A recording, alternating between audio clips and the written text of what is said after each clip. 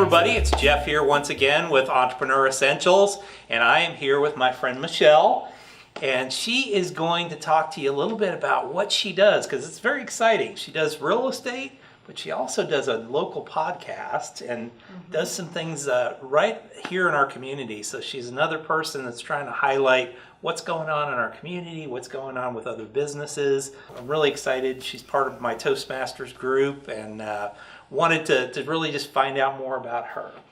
Once again, always, right down below us is our subscription button. Make sure you subscribe to the channel, because if you don't, you're going to miss wonderful people like Michelle, but you're also going to miss a few of our little extras that we're throwing in here over the next few months.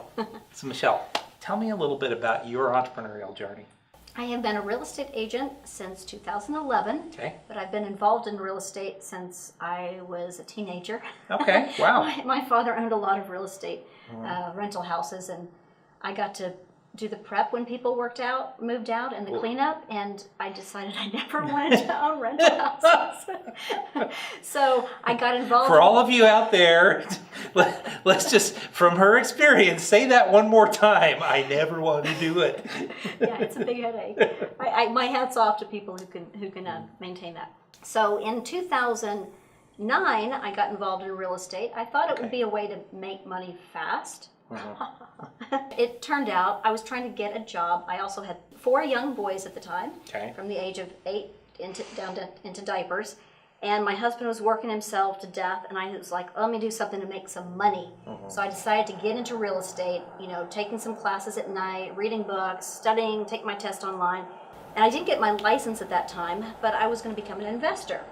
So my first transaction, I actually put out these bandit signs, and I helped this elderly woman who was underwater. It was 2009, so right after the bank, all kinds of loan fiascos. So she was underwater, she was in trouble, and I helped her sell her house, owner finance, to a disabled vet who couldn't get a loan. But in that whole transaction, I ended up protecting both sides from another investor who came in and wanted a piece of it. Oh, wow.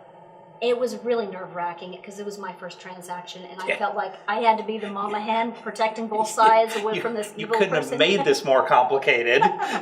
So after that, I decided to go ahead and get my license, and that's how I ended up getting my real estate license. And I love it. I love helping people. Before I was a real estate agent, I was a body worker, working on people, helping them with structural issues. So I've always had this mind if I want to help people. Sure. So this gave me It's just a new vehicle. It's just a new vehicle. What do you do differently as a real estate agent that others don't? Well, I would say I now discovered there are some ethical investors and there's some unethical investors. Certainly. And there are just as many unethical real estate agents. It's the 80-20 rule, There are some phenomenal agents that I would trust implicitly, and there are a whole lot of crummy ones who will do a crummy job marketing, a crummy job representing you, and give you crummy advice. And I want to kind of be the person in the cape, rescuing people from that kind of experience. Okay. So I have a threefold goal when I work with people: to net them the most, and that is to save them from making mistakes, fundamental mistakes when they list their house. I actually have a book, and it's over there. I forgot to hold it up, but it's a book where I've outlined some of these things. And then the second thing is to make some strategic improvements on their property. I use the Apple approach. You know how they always have a line a mile long to buy their new product? Absolutely. It's because they know how to position it. And if you position a piece of real estate properly, you will have a ton of showings and several offers within the first week. Certainly. And it could be the same exact house, but without that pre-marketing and that strategizing, you're not going to get the multiple offers and the ultimate high offer. Correct. So that, and then I try to save them on their selling cost, the highest of which is realtor fees. So I can do something about that. And then to net people the most so they can, make the most in what's often their largest asset. Okay, fantastic. Well, what are some of the common, you said your first principle is avoiding some of the common mistakes. What are some of the common mistakes? Being in too much of a hurry to put a house up on the market. And frankly, when the market is good, there are a flood of new agents on the market. Of course. And they're hungry and they need to make a sale. And so they want to get the house on the market as fast as possible.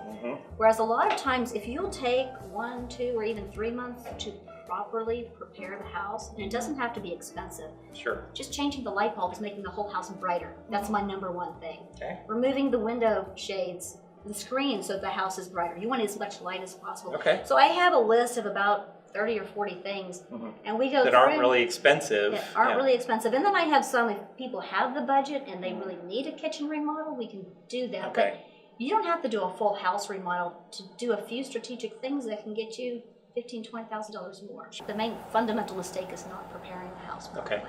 And you've got a book on this Yes. that goes over all these type of things. Yes. Yeah, that's fantastic. Well, what else is going on in your life too? So a year ago, my son passed away. And he was my oldest son, he was 15. It was and July 4th, right? July 4th, July 4th, and then he died in an accident. And it really caused me to just step back and ask myself, why? Yeah. Why am I doing everything I'm doing? And what am I doing that I hate doing? And there were a few things that I hated doing, and I decided life is too short to do the things you hate to do. When I first got my license, I joined a big brokerage that was here in Austin, and very good training for new agents. They taught me to make cold calls, they taught me to door knock, they taught me to bug out my friends and family. Sure, yeah. And they had a line, we memorize it. Who do you know who might need to hear sell a house? I know exactly which one you're talking about now. And so yeah, we had trainings where we had contests, you know, who can talk to the most people. Frankly, I did those things and I did get business from it because those tactics work. They do, yeah. But I'm an introvert by nature. Those things, I kind of hate it when people do that to me, and I didn't want people knocking on my door, and I didn't want to be the one knocking on people's doors or cold calling them, being that 151st agent who says, your house expired on the market. Yes. Ready to list again. So I decided, okay, I don't like doing those things. I'm going to stop doing them. Okay. And then I said, what do I really love doing? And that is connecting with people. So I decided, I just started writing. That writing, a lot of it's on Facebook. I've also started a blog. And then I started sending out a newsletter with like the cream of what I was writing. There's a little bit about real estate. And there's a lot that's not. Yeah. And I found that my business is doing fine. And I don't do any of that, you know, all the uncomfortable things you didn't want to do. All the uncomfortable things I didn't want to do, and all the thousands of dollars I was spending on Zillow ads and Facebook. I don't do any of that now. I can pass that savings on to my clients because I'm not marketing myself, except for the newsletter, which only cost a few hundred to send out. And then I started the podcast, like I told you, and I've been going around talking to local business owners, and I absolutely love talking to people and finding out their backstory. And, and their why, and finding out what they are about beyond their business. Yeah, that's it. That's what's new. You don't always have to do what everybody else is doing. I mean, that's if you read the book Blue Ocean Strategy, it's what the person who does something totally different that not everybody else is doing, that's the one who wins most cases. So being a little different's okay. Yeah. Fast 5 questions now. Okay. All right, you ready? Sure. Okay, first question. You wake up in the morning, business is totally gone. You have $500, laptop, computer, place to live. What do you do first? I would take $50 of that $500 and I would tithe it. Okay. And then I would start writing. Okay. Because that's what I already do. That's what you love. And that's what I love, and I found that that's what connects. I find it resonates with people. So I would just keep writing, and I would take the rest of that money and I would buy the equipment to go out and keep doing the podcast.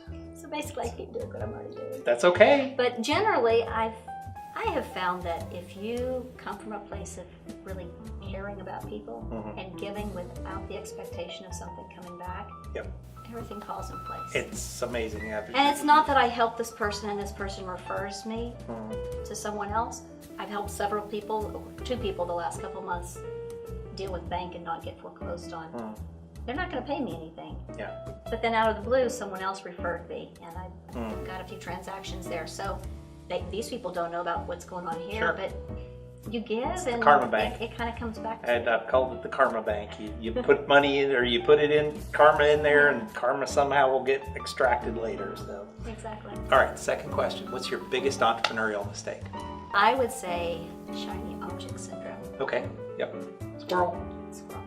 And trying to do too many things with too little assets, which is mainly time. Your biggest asset is time. Absolutely. So if you don't have the budget to hire people, that's basically it.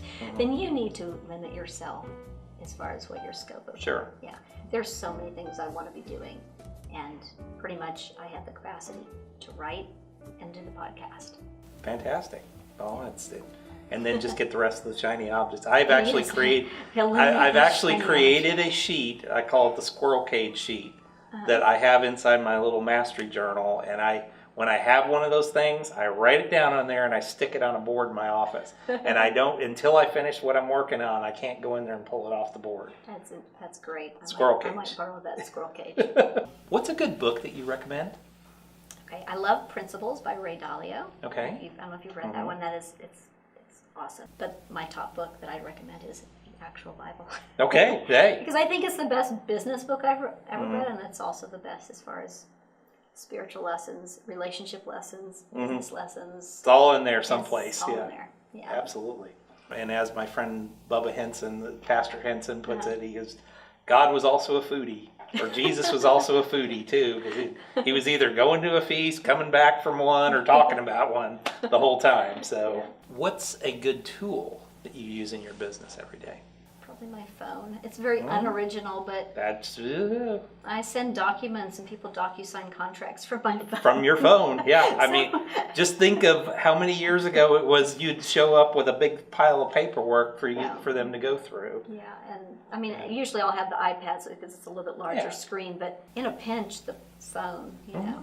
I've got a client who's in Poland right now, and we're having to talk a lot about he's closing in a week Sure. on a property, and we're on WhatsApp. Yeah, it's amazing how the world's phone. changed. Yeah, and the type of cell phones we have today, smartphones, have only been around for 10 years. Yeah. I mean, what were we doing 10 years ago? I know. It's scary. Maybe having a life. Yeah, well, how do people get a hold of you?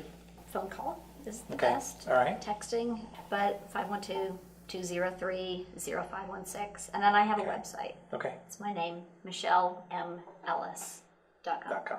And that'll be on our webpage right down below this, on our YouTube channel, on our webpage too. We'll have a link to her website, her phone number on there as well, a link to the book that she recommended, or books that she recommended, and we will have all of that. So thank you so much. Well, thank you for having I me. really loved having you on here. Folks, if you need help, this woman has the biggest heart I know in the real estate business. If you need somebody that's really going to handhold and walk you through the process, come find her. Come to us and we'll help you find her.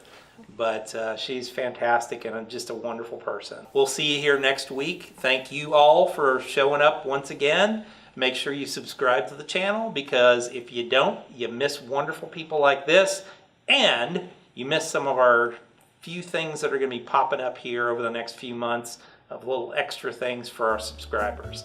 So thanks, and we'll see you back here next week.